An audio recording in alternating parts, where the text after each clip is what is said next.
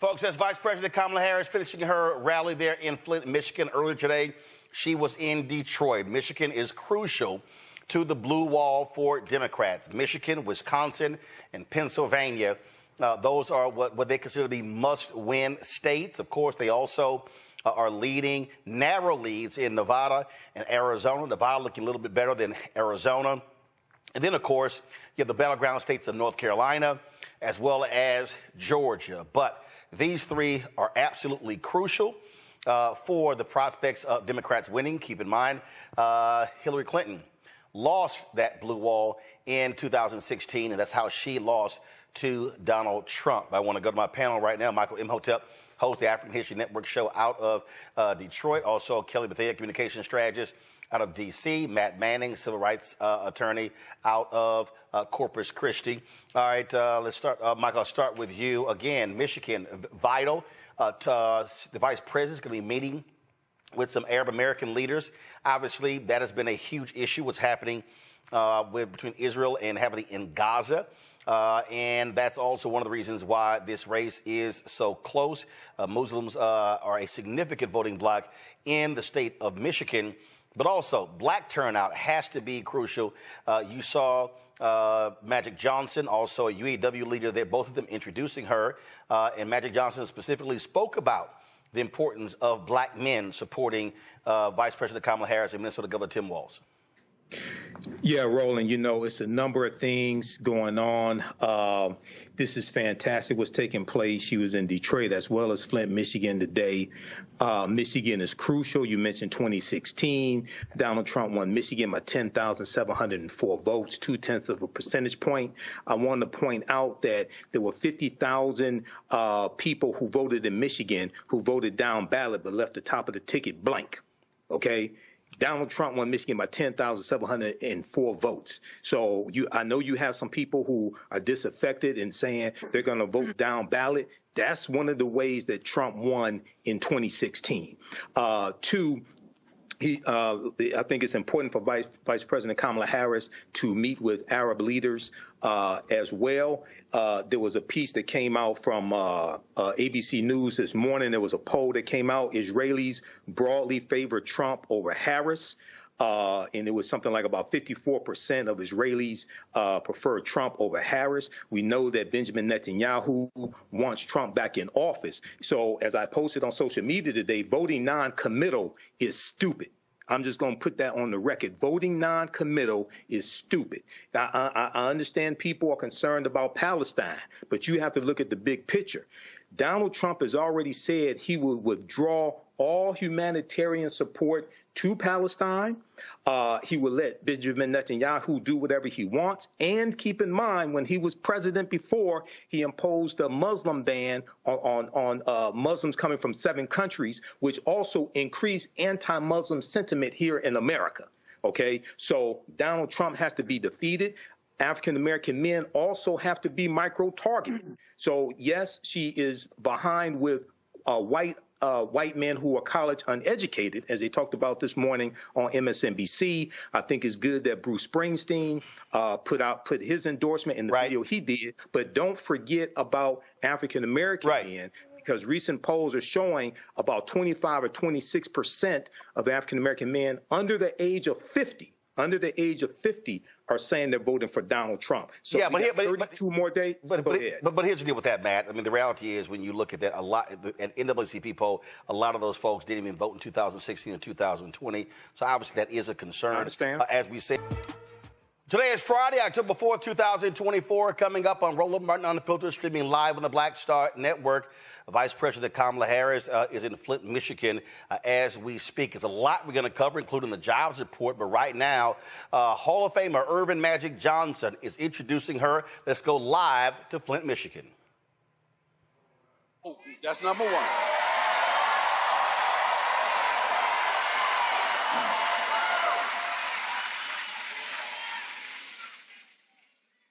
Kamala's opponent promised a lot of things last time to the black community that he did not deliver on. And we got to make sure we help black men understand that. So that's why I'm here, to make sure I help black men understand. First, get out and vote, and then vote for the next president of the United States, Kamala Harris.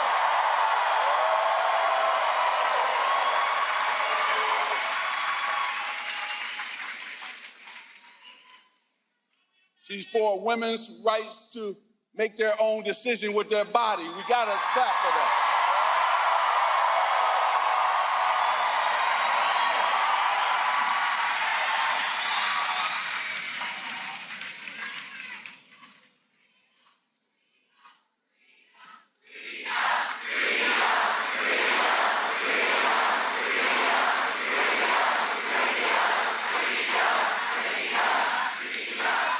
Now, I'm about to bring her out because you came to hear her. You had some great speakers here. I see the UAW president. I was really blown away because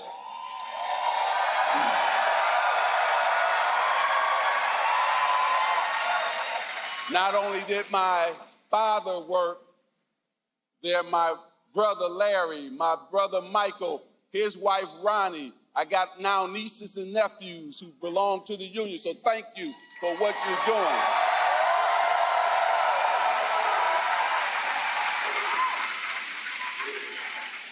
She's always been for labor and union. Kamala Harris has always been for labor and union. And that's never going to change. Now, this is the year for women. Hold on. We just saw what Mexico did. Elected its first woman president ever.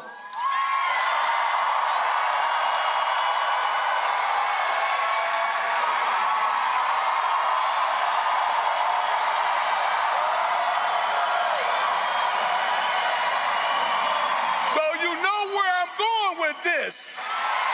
Let's make sure we, here in the United States, elect our first woman president in Kamala Harris.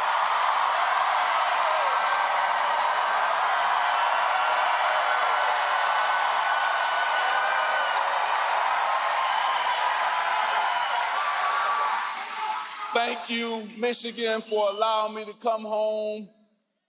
I always love coming home. But the main thing here is we gotta do a lot of work before November the 5th to elect Kamala Harris as our next president of the United States. So please, we're gonna be motivated when you leave here, but let's go to work.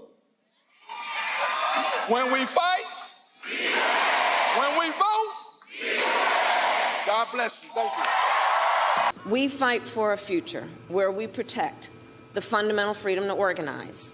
We fight for a future where workers, all workers, are treated with dignity and respect.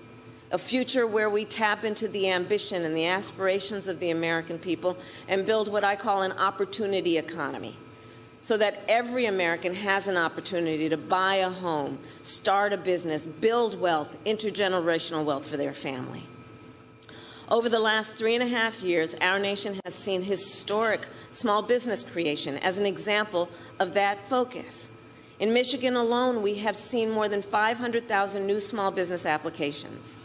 And when I am president, I plan to build on that progress and that success, including by raising the startup deduction, tax deduction for small businesses from $5,000 to $50,000 to help more entrepreneurs start a small business. I'll tell you guys, my sister and I were raised by our mother who worked very hard, and we lived on an apartment above a daycare center.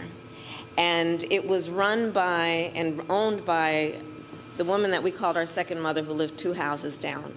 She was a small business owner, and her name was Miss Shelton. And I grew up as a child knowing about who our small businesses are, right? They're leaders in the community, they're civic leaders, they hire locally, they train. And so that's one of the reasons I'm focused on small businesses, as part of how we lift up the middle class in America's economy. We need to also build more housing in America. Housing is too expensive. My mother saved up for years until I was a teenager when she was able to buy our first home. And right now we have a serious housing shortage in America, and that's part of what is driving up costs. And so we're going to cut red tape. We're going to work with the private sector, and we'll build 3 million new homes by the end of my first term.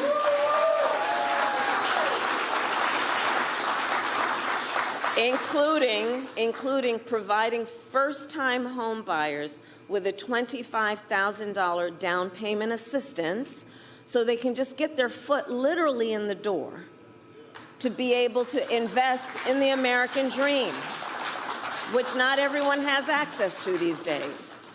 We need to lower the cost of living because, look, our economy, while we're making good progress, just this morning, in fact, we got a solid jobs report. Over 250,000 jobs created last month. Unemployment fell. And just a few weeks ago, the Federal Reserve cut down interest rates, which is going to be great for a lot of folks. But there's still more work we need to do. Prices for everyday things like groceries are still too high. You know it and I know it. And so we have a plan to lower costs on everything from health care to groceries, including what I've done in my career as Attorney General, which is we got to take on corporate price gouging. We got to take on what we need to do to understand that if you want to grow the middle class, we need more middle-class tax cuts. And the tax cut that is part of my plan will give a tax cut to 100 million Americans. We need to expand child tax credit, and I will do that to expand it to $6,000 so that for the first year of a child's life, their parents have the resources that they need to be able to buy a crib or a car seat. And in that very critical stage of their child's development, just be able to do more than get by, but be able to get ahead. And I say all this to say, I will always put the middle class and working families first. I come from the middle class, and I will never forget where I come from. I will never forget where I come from.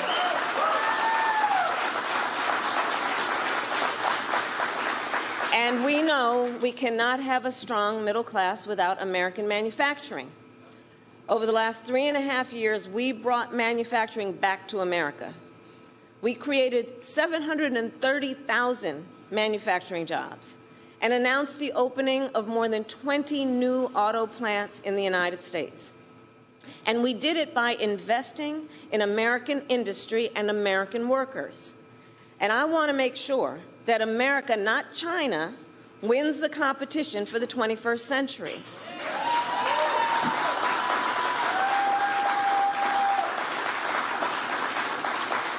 So under my plan, we will invest in the industries that built America, like steel, iron, and the great American auto industry.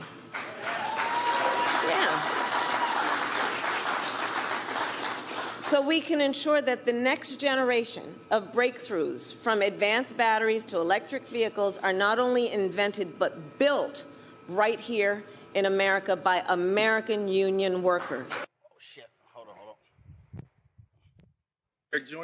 Yeah, that's actually, apologies, as a UAW worker who was speaking earlier. We did get a chance to speak with Quentin Folks, who is the deputy campaign manager. We will, of course, show that to you. But right now, though, while he is introducing Vice President Kamala Harris, I want to show you this ad that the Lincoln Project put out working with actor Wendell Pierce. Really, really strong ad. So let's go ahead, guys, if y'all can set that up, and let's roll it. The story of being black in America is filled with never-ending chapters of challenge. Driving while black, banking while black, parenting while black. But what about voting while black? They always tell you this election will be different, and it rarely is. So many promises made. Promises of economic justice and social equity that never quite make it to your pocket or your porch. But this election, there really is only one choice. This time, she is the choice. Now I know, you're thinking I've never voted for a woman and I'm not going to start now. Ask yourself, why not? And maybe you'll find it's not about her. It's about you. What you want for your family, for your future. Because if you vote for what you want, the choice becomes clear. It's Kamala. Listen to your gut.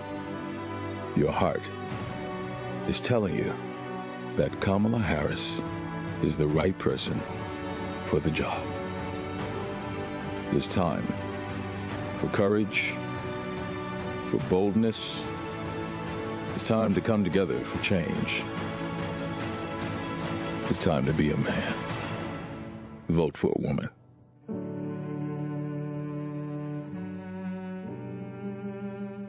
That, of course, is the second ad that Lincoln Project has put out specifically targeting men.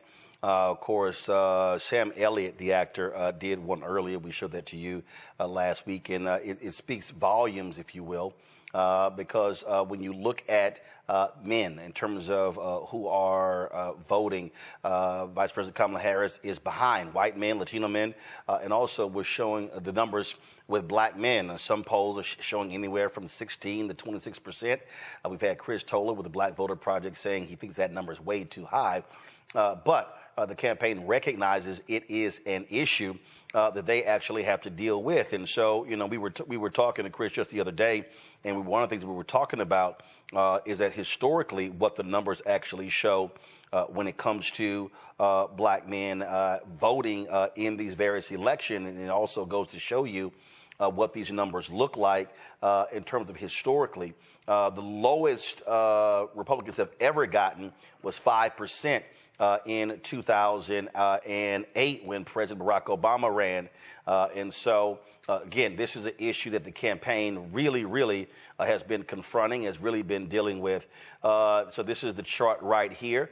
And so there's no coincidence. We had those two black men who were introducing Vice President Kamala Harris, who now has come out in Flint, Michigan. Let's go live to that rally. Good evening, Michigan!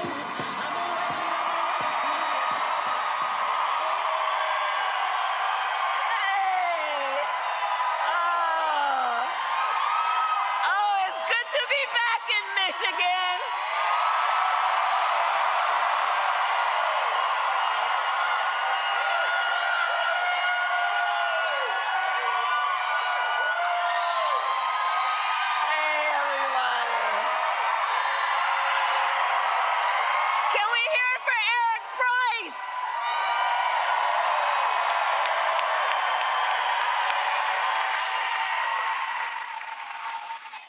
Oh, it's good to be back in Michigan. Thank you all so very much. Thank you. Thank you so very much. And Eric Price, thank you for your leadership of UAW 651 and all the work that you do. And I want to thank all the leaders who are here. We got thousands of leaders who are here. And I thank you. Including all our friends in labor, Sean Fain, April Barrett, all of the incredible elected leaders, starting with the Governor Whitmer, who is amazing, and is my friend, my dear friend, Mayor Neely, Senator Stabenow, Senator Peters, Representative Slotkin, who we will elect to the United States Senate.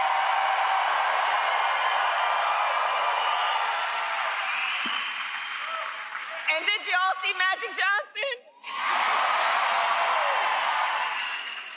Remember his number? 32. Today we got 32 days until the election.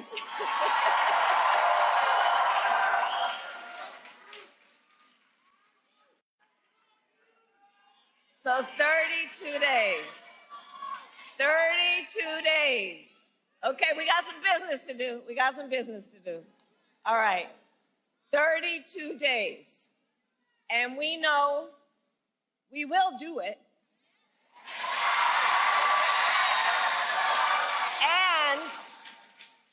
And this is going to be a very tight race until the very end. This is going to be a very tight race until the very end. We are the underdog, and we know we have some hard work ahead. But here's the thing about us. We like hard work. We like hard work. Hard work is good work. Hard work is good work. And with your help in November, we will win. We will win. We are not playing around.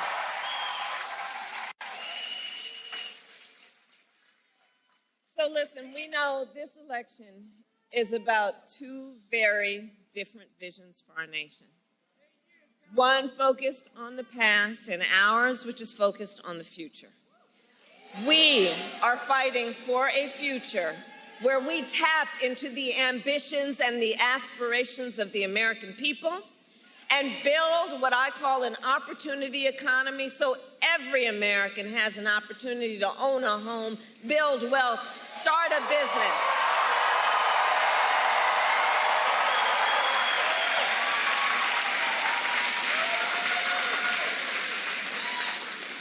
And I'm going to speak about do we have small business owners in the house right now? Right? Okay, so on the economy, I'm just going to spend a minute on small businesses. Because let me tell you, so growing up, our mother often worked very long hours. And so my sister Maya and I, we would go over to Miss Shelton's house. Miss Shelton was from Louisiana, and we called her our second mother. And Miss Shelton was a small business owner. And so from being a child, I know who our small business owners are. They are community leaders, civic leaders. They mentor. They hire locally. They build up the community. They are part of the fabric of the community.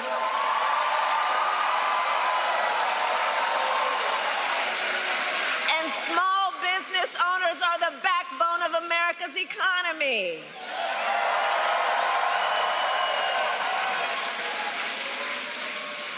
So, in my plan to build an opportunity economy, one of the things I will do is raise the startup deduction from $5,000 to $50,000 to help entrepreneurs start their small business.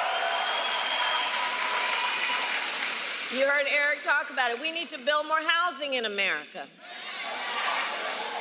You know, my mother saved up for years to buy our first home. I was a teenager by the time she saved up enough to do that.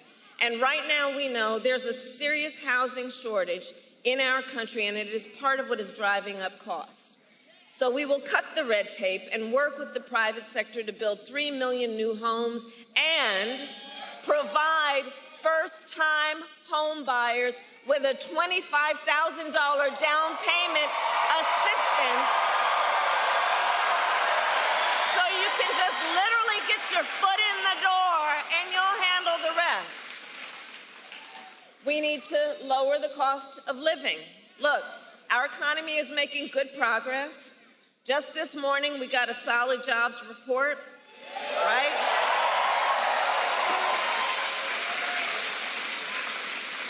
Over 250,000 jobs created last month. Unemployment fell. And just a few weeks ago, the Federal Reserve cut interest rates, which helps.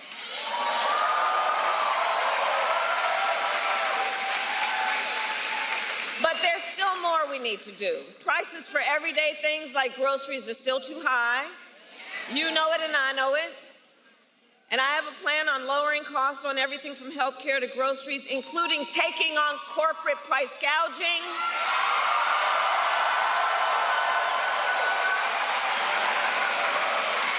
Because as Attorney General, I saw what happens where there are a few of them, not everybody, but those who take advantage of desperate people, in particular in the middle of an emergency. There needs to be consequence. I will give a tax cut to 100 million Americans, including $6,000, extending and expanding the child tax credit. So during the first year of a child's life,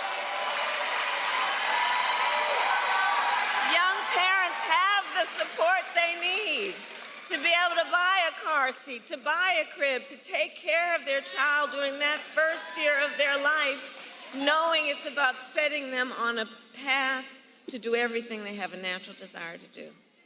And look, I say all this to say, I will always put the middle class and working families first. I come from the middle class, and I will never forget where I come from. I will never forget where I come from.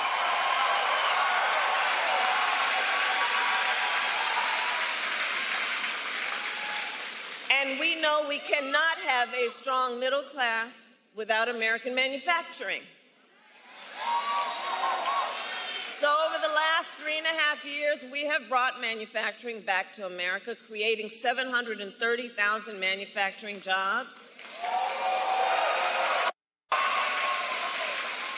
We announced the opening of more than 20 new auto plants in the United States. And we did it by investing in American industry and American workers.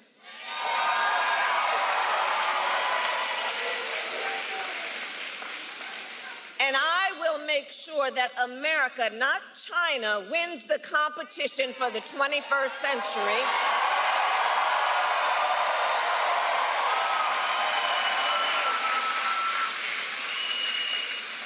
Which is why, under my plan, we will invest in the industries that built America, like steel, iron, and the great American auto industry. I see you, Sean.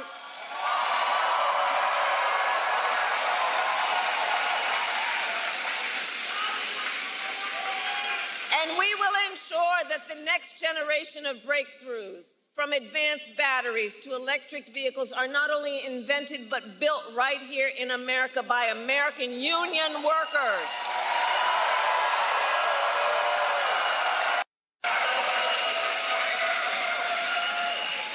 And Michigan, let us be clear, contrary to what my opponent is suggesting, I will never tell you what kind of car you have to drive. But here's what I will do. I will invest in communities like Flint.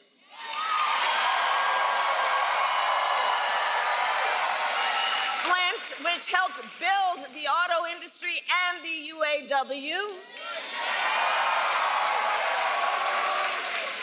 We will retool existing factories, hire local, work with unions to create good-paying jobs, including jobs that do not require a college degree.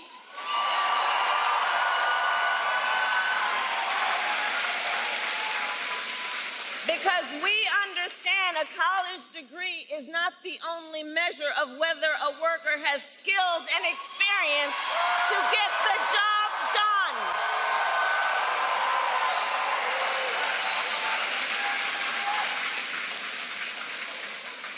In fact, part of my plan is to outline all of the federal jobs that should not require a college degree and make that clear. And when I'm elected, I'm going to challenge the private sector to take on the same approach.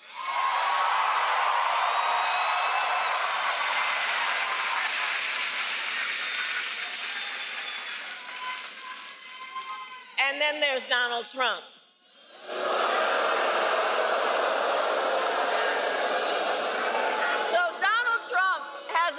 Different approach. So Donald Trump makes big promises, and he always fails to deliver. He said he was the only one who could bring back America's manufacturing jobs. Remember that? And then America lost nearly 200,000 manufacturing jobs when he was president. Including tens of thousands of jobs in Michigan. And those losses started before the pandemic, making Donald Trump one of the biggest losers of manufacturing jobs in American history.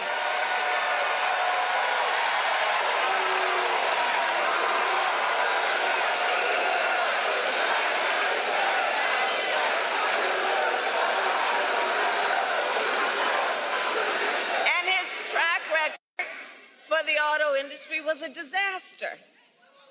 He promised workers in Warren that the auto industry would, I'll quote, not lose one plant during his presidency. And then American automakers announced the closure of 6 auto plants when he was president. We need a medic over here. We need a medic over here. Right here.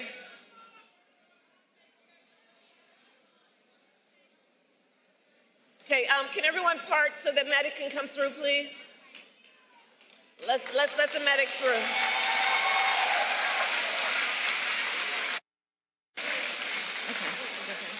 Okay. Okay. He's okay. All right. We're good. We got each other. Good. Good. Good.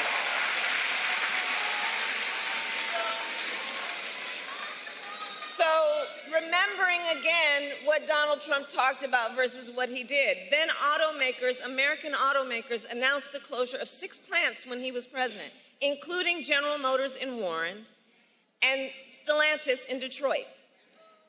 Thousands of Michigan auto workers lost their jobs. And when it came to building the cars of the future, Donald Trump sat on the sidelines and let China dominate. And then he talks down to American workers, saying we can't compete with Chinese workers.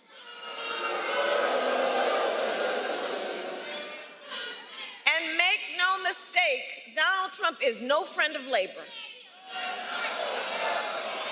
He encouraged automakers to move their plants out of Michigan so they could pay their workers less. And when the UAW went on strike to demand higher wages that they deserved, Donald Trump went to a non-union shop, don't forget. And he attacked the UAW. And he said, striking and collective bargaining don't make, quote, a damn bit of difference. About striking workers that you should fire them. That's how he talks about union labor. That's how he talks about workers. But Flint, we know strong unions mean higher wages, better health care, and greater dignity for union members and for everyone.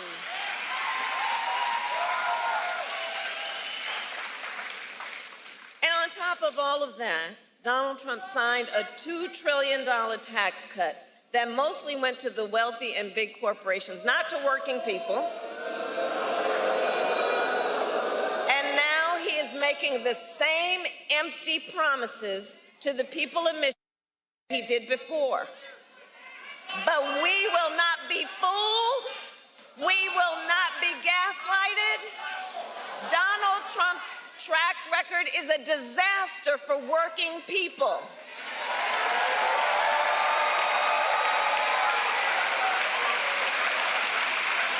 And if he wins again, it will be more of the same. Check this out. 2 days ago, his running mate, how about that Tim Walz, by the way?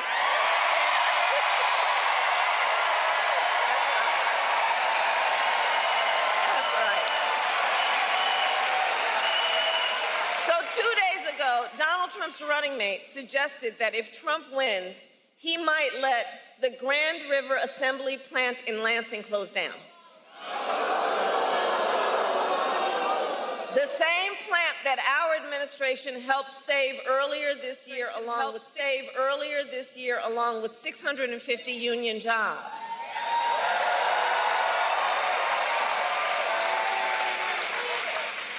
Michigan, we together fought hard for those jobs, and you deserve a president who won't put them at risk.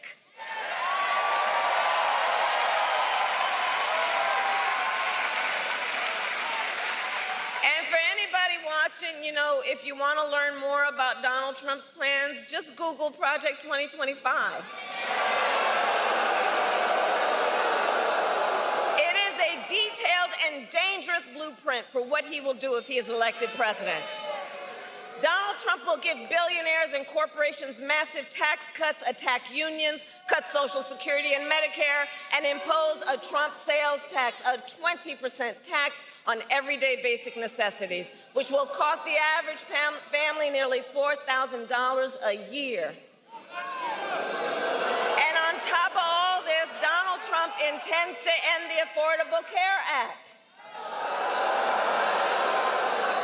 Even after he tried to repeal it time and time again when he was president, and still has no plan to replace it. You watched the debate.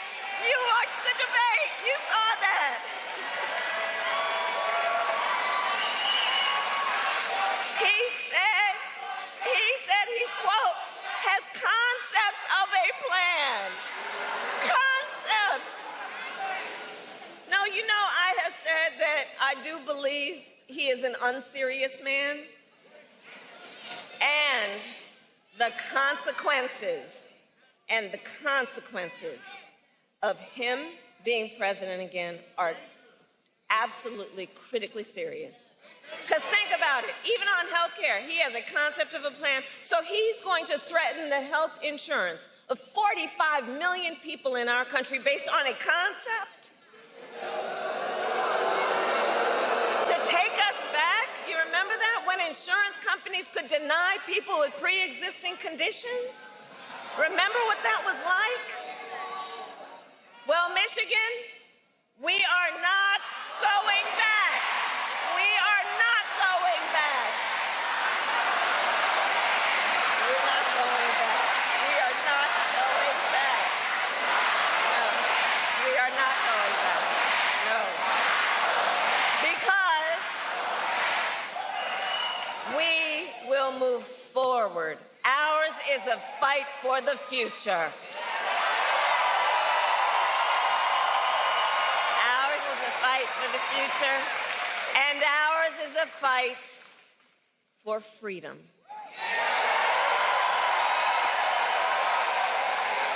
Like the fundamental freedom of a woman to make decisions about her own body and not have her government tell her what to do.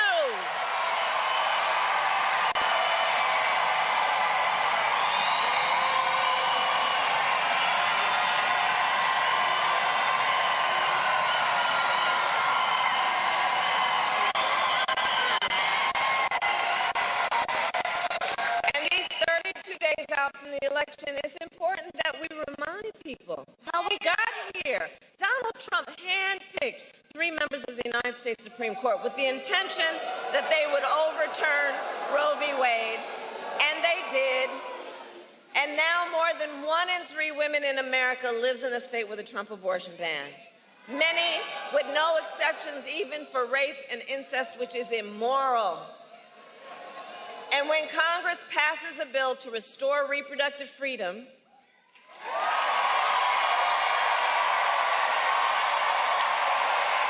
as President of the United States, I will proudly sign it into law. Proudly.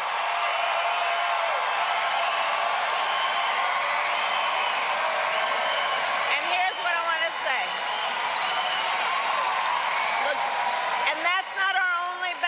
Across our nation, we are witnessing a full-on assault on other hard-fought, hard-won freedoms and rights, like the freedom to vote, the freedom to be safe from gun violence, the freedom to join a union, the freedom to love who you love openly and with pride, and the freedom to breathe clean air and drink clean water. Flint,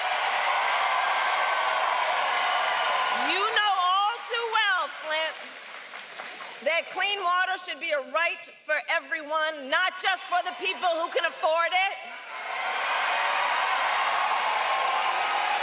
And as president, I will continue to work with communities like Flint to ensure you not only have clean water, but the opportunity to recover economically and thrive.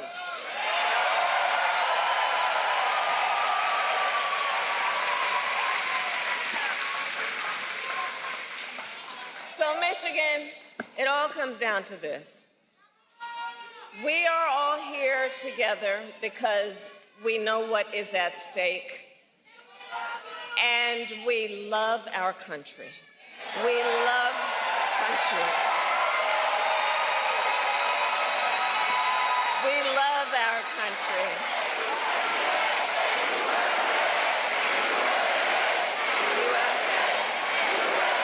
We love our And because we love our country, we know it is one of the highest forms of patriotism to then fight for the ideals of our country and to fight to realize the promise of America. That's what this is about. That's what this is about.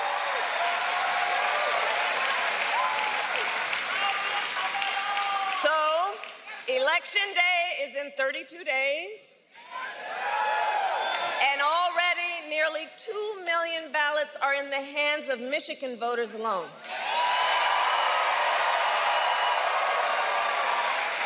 So if you have received your ballot, please do not wait.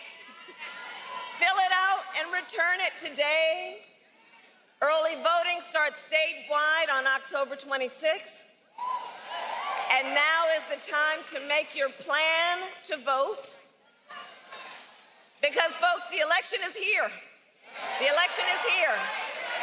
And we need to energize, organize, and mobilize. And remember, your vote is your voice, and your voice is your power. So, Flint, today I ask, are you ready to make your voices heard? Do we believe in freedom? Do we believe in opportunity? Do we believe in the promise of America? And are we ready to fight for it? And when we fight, we win. God bless you, and God bless the United States of America.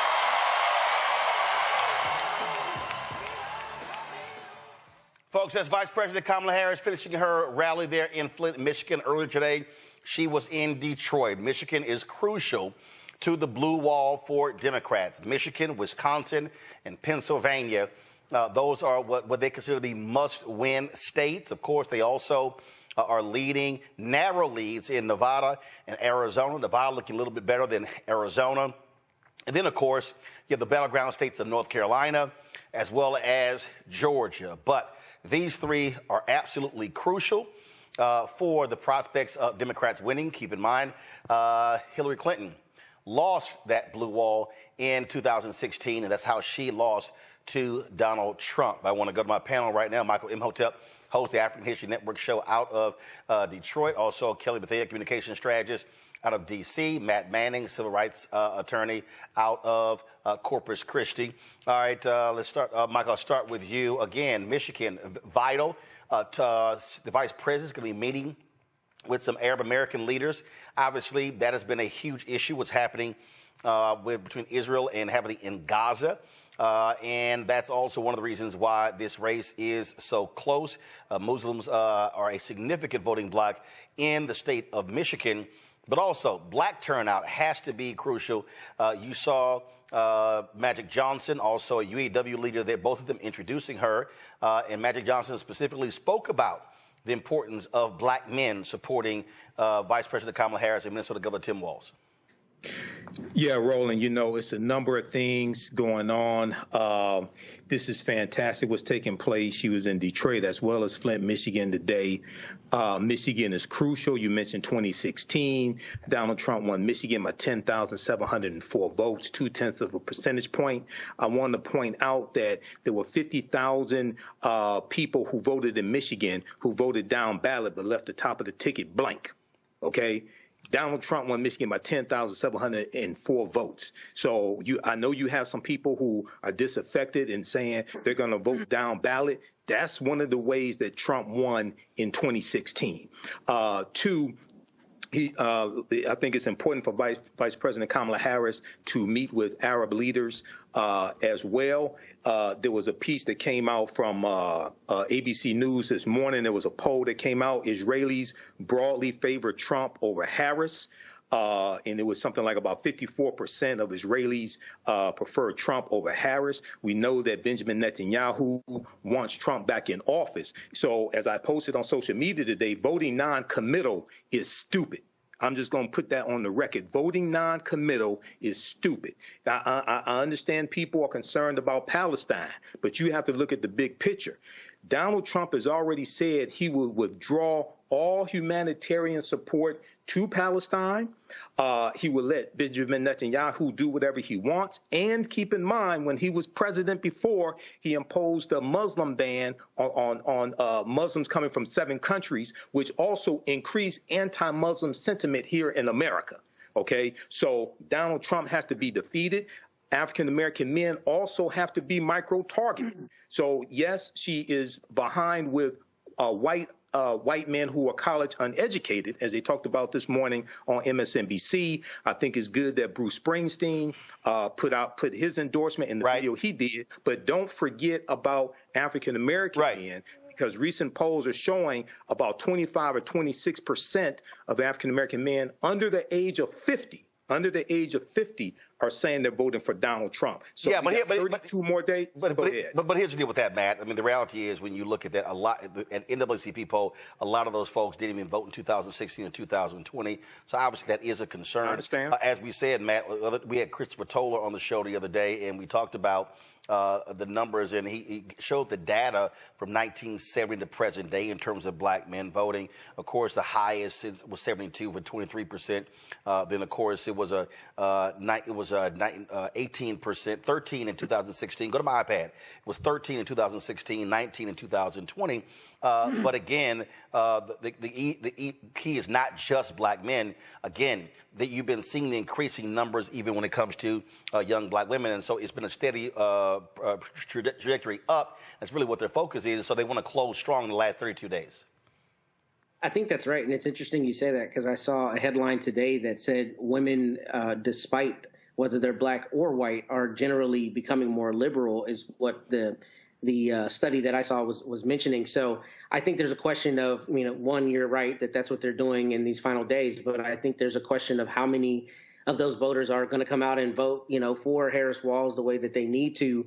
And, polling is kind of a tough thing, because you just obviously never know exactly what's going to happen. But I think especially following that vice presidential debate, that's not going to really move the needle. I think it's one, people need to get out there and vote, number one. But number two, I think the Harris Walls campaign needs to do what they've done thus far, which is talk about numbers and talk about, I don't remember the name of the types of issues, but I guess kitchen table issues, where they're talking about economics and what kind of credit they're going to give you for this, what kind of credit they're going to give you for that, because that is what I think will get people out to vote, number one.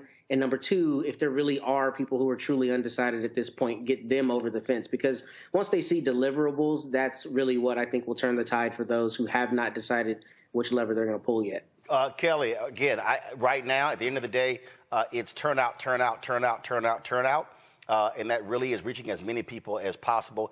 And it's really what the focus is in the last month. You don't have the time to be explaining various policies. It's all about reaching those folks, because voting has already started. Not only has voting already started, but as far as Election Day itself, we are literally a month and a day away from Election Day. So time truly is of the essence. But to Matt's point about the study coming out saying that women and other marginalized groups are becoming more liberal, especially regarding polling, there's a reason for that. It's not like we are just saying, oh, I don't want to be a Republican anymore, I just decided to be a Democrat. No, our freedoms are literally at risk here. Our humanity in this country being recognized is at risk here. It is on trial here literally every day in somebody's jurisdiction. And we are trying to align ourselves with a party, with an ideology that prevents that.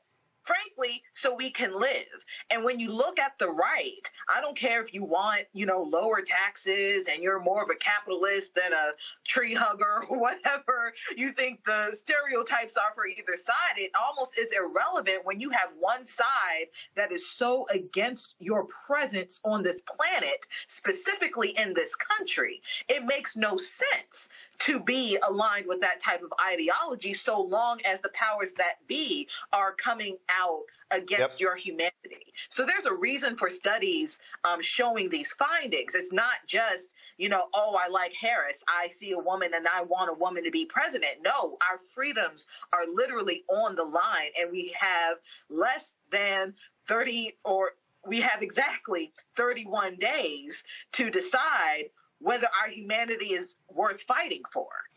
Folks, and a little bit later in the show, we're going to be chatting with my interview I did with Quentin Folks, who's the deputy campaign manager for the campaign of Vice President Kamala Harris and Governor Tim Walz. So we'll have that for you. For everything.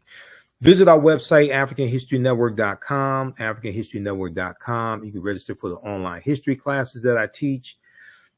We deal with thousands of years of history. I teach 2 online history classes, Saturdays 4 p.m. to 6 p.m. and Sundays 4 p.m. to 6 p.m. Saturdays is Ancient Kemet, the Moors, and the Ma'afa, understanding the transatlantic slave trade, what they didn't teach you in school. And then on Sundays, Black resistance movements, from Christopher Columbus to the Haitian Revolution and the Black Power movement, 1492 to 1968. So we have classes coming up this weekend. Classes on sale, $80. We do the sessions live. All the sessions are archived and recorded. You can go back and watch it any time. We have a bundle pack of courses. You can register for both classes also. I do a PowerPoint presentation. We have book references, articles, video clips. Even after the course is over with, you still have access to the full class. You can go back and watch it anytime. And then Ancient Kemet, the Moors, and the Ma'afa, understanding transatlantic slave trade. That meets this weekend also. You can we have the course outline here that you can download as well. So it gives you a lesson plan for each class session. There's about 100 articles that we reference. The first class is about 200 slides, 15 books that we reference. You don't have to buy any of the books to follow along in class. Click right here to download the lesson plan also, okay?